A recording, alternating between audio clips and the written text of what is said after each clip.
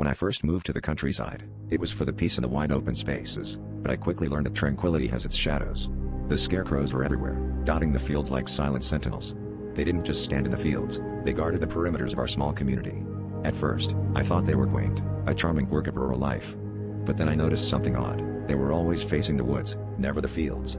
No one seemed to talk about it, like it was a secret everyone was in except me. That's when the unease began to creep in. As weeks passed, I noticed the crows in the fields were strangely calm, unbothered by the scarecrows. It wasn't until a late night run to the local store that I realized the truth. I saw the scarecrows shift, their heads turning ever so slightly toward the dark woods.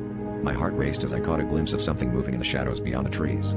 It was a figure, impossibly tall and thin, its limbs bending in unnatural angles. The scarecrows seemed to lock eyes with it, holding it at bay with their stitched smiles and button eyes.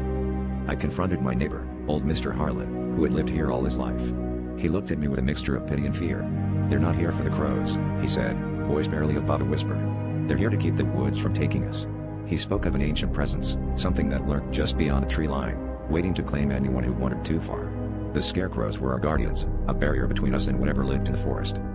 The final straw came one fog-dense night when I heard a rustling outside my window. Peering through the curtains, I saw the scarecrows had moved again, now standing in a perfect line facing the woods. Beyond them, that same figure stood, closer now, its eyes glowing with a malevolent light. Panic surged through me as I realized the scarecrows were not just protecting us, they were preparing for battle. As the figure raised a spindly arm toward the village, the scarecrows lurched forward, ready to defend us from the horrors that lay beyond the fields.